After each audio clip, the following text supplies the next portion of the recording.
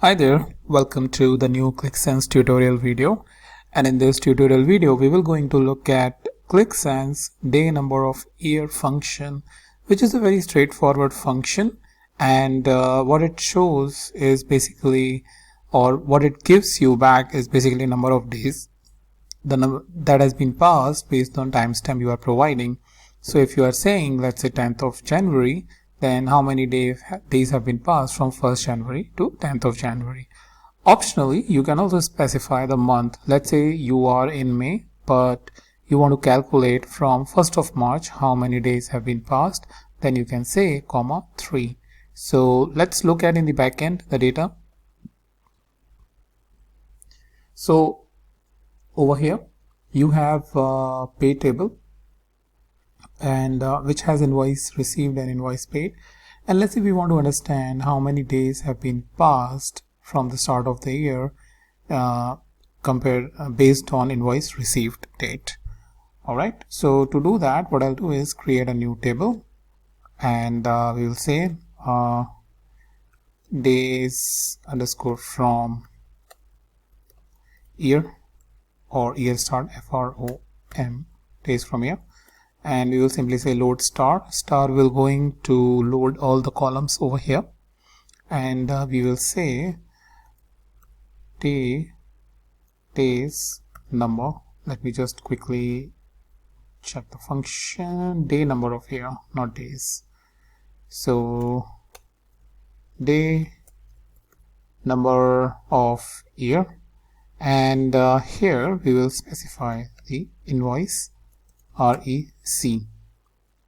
So this will give us the number of days that have been passed from the start of the year. So for 2012, 2013 and 2014, it will take it by default as days passed from year start. So we can give it whatever meaningful name you want to give.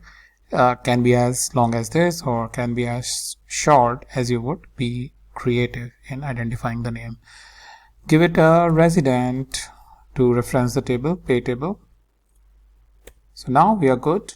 We have all the columns from pay table, we have calculated column, and we have referenced the table. So now we don't need the pay table, so we will drop it. So drop table, pay table, and save it.